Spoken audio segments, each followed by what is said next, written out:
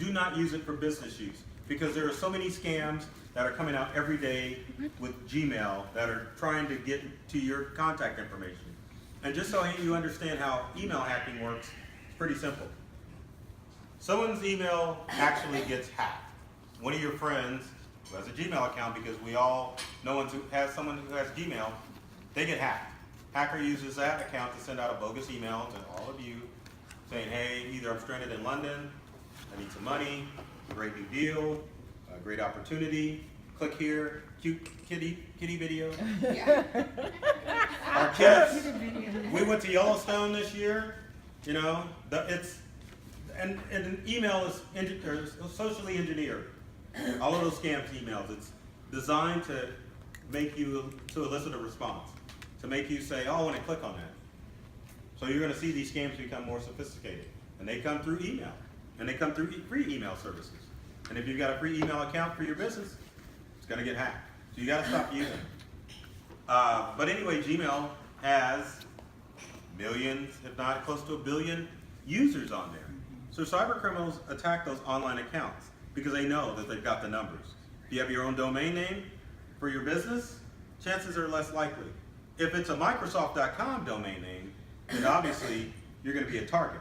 But if it's like an Integral domain name, then they're like, oh, well, heck, you know, there's only 5 people that work at that company. We're not going to go after them.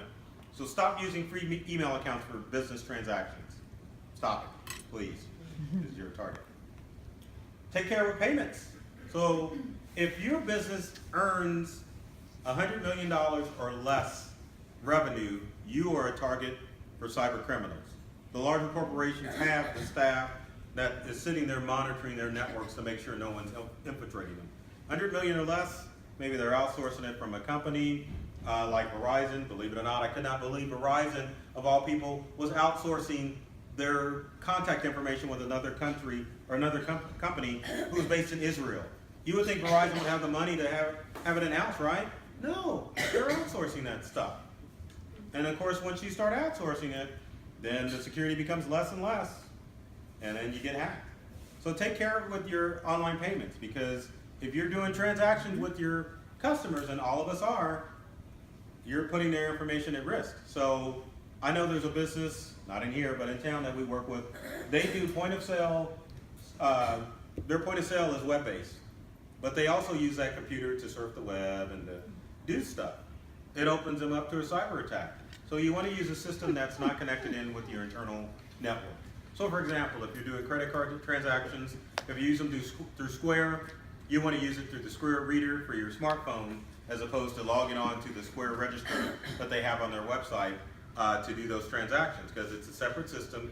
All that information is kept safe, and it doesn't put your business at risk of having all that data compromised by a cyber criminal. So be careful how you're doing your credit card transactions. Yes? So, because I'm a small business, occasionally someone will want to make their payment, and they may send me a picture of their credit card or their bank account or something, or they might text it to me. I always delete it for everywhere I can. Right. Now, the thing that I was thinking about when we were talking before is if they send me an email with that information, my server will not delete any emails ever. So that will all, because of FINRA, there's a lot of stuff that won't ever go away. So it's better for them to text it to me, because I know I can delete the text message, and the text messages, when they're gone, right? On my side. Yeah, on your side. On your Yeah. side. Verizon gets hacked, and no. So I mean, the best thing to do in that instance would be to take it verbally over the Yeah. phone, Yeah. which is what That's we what I do. We do. verbal it, run it, we're done. We don't keep that information on hand. If we do process credit card information, because we do maintenance contracts on a month, we have month-to-month contracts. We keep all that credit card information on a different computer. We don't store it up in the cloud, so we're not at risk of being hacked. So you probably, since you don't want that information out there, so you should take it verbally. Okay. So. Sure. All right. Yes. Is PayPal the same kind of thing as Square as far as how to protect it? Safer, not as safe? Well, PayPal is a little bit safer than it was before, but the challenge is that you have to. It's a trust issue. You have to trust that PayPal is going to secure their stuff or your stuff, and they will, because now they do so many transactions that they have a vested interest to make sure they don't get hacked. If they get hacked, there are gonna be a lot of people that are gonna drop PayPal and go to somebody like Square. But PayPal works on two factions. You can use it to do, I guess, point-to-point transactions where you have a vendor that you buy from. You just connect your PayPal accounts and then the information goes from your credit card to their credit card. But then they also do have the swiper where you can, if you were doing a show or doing have a retail shop, you can swipe the credit card. So next, educate your staff about cybersecurity. True story. School district in the town that I live in got an email from the superintendent that said, hey, I need all the employees' W-2 information. She sent it out to the superintendent. But it wasn't the superintendent. It was a cyber criminal. And so every employee of the school district's information is out there. So what information is on the W-2? Everything. Social security number, home address, everything, all the ingredients to steal someone's identity. And I think it happened in maybe 2 or 3 school districts here in the metro area. Got to educate staff. The IT guy for this school district, for the one that I'm talking about, just kind of chuckled and said, oh, well, you know, people make mistakes. If it were me, my reputation's on the line. How could I allow someone that I'm servicing to fall for something like that? The education's got to be there. So if your employees are the weakest link, because when you're away, probably the first thing they're doing is getting on social media. And they don't know. They fall for that socially engineered stuff like all the rest of us can. And all it takes is one click.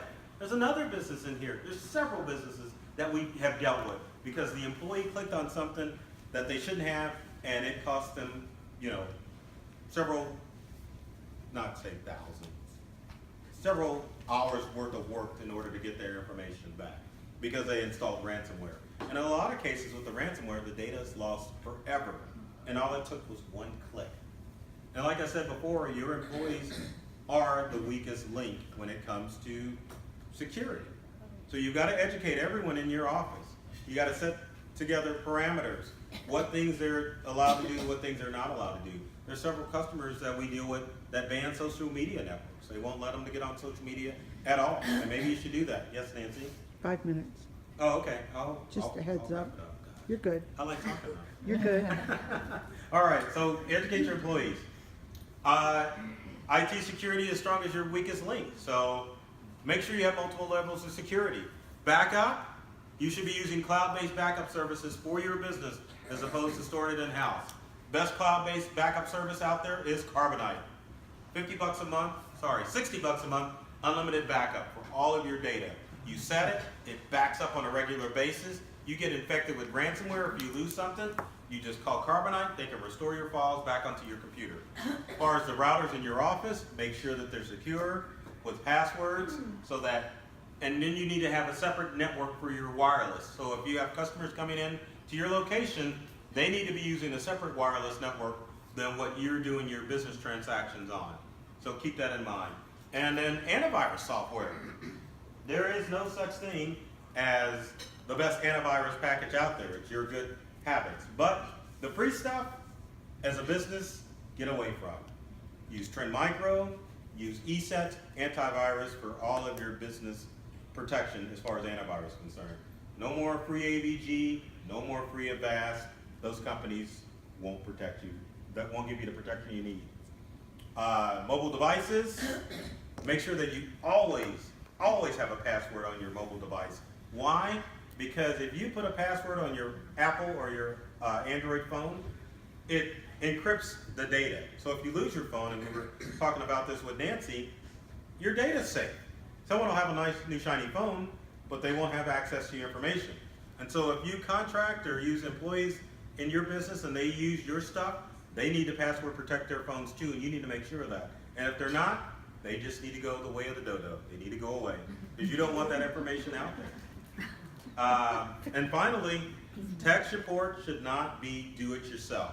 At least once a year, hire somebody to come into your business, whether it be a home business or a small business, to make sure that you're doing everything that you should be doing in order to keep safe from cyber criminals. That's not a sales pitch. That's, hey, technology is too complicated. There is no way anyone is going to keep up with it unless you are in it. So once a year, should only cost you an hour's worth of time to have someone come into your office, your home office, or small business to make sure that you're being protected from cybercrime. So, there's my presentation. At Integral, we take care of your devices so you can focus on what you love or what really matters. And as far as security tips or computer tips in general, connect with me on social media. Just look for Burton Kelso. I'm on all of the above: YouTube, Facebook, LinkedIn, Twitter, Google+. Every weekday, I do a Facebook Live video called Tech Tips for Non-Tech People. So check me out. And if you missed the video, you can check me out on YouTube because I upload the video there to our YouTube channel. There are 200 videos of tech tips that are on our YouTube channel. And finally, if you're going to be around your TV on Thursday, I'll be on Channel 5 on Better KC, sharing some tech tips that will help you keep safe in the summer sun. So check me out. I'm KC's tech guy. So, ladies, thank you for having me. We have about 1 minute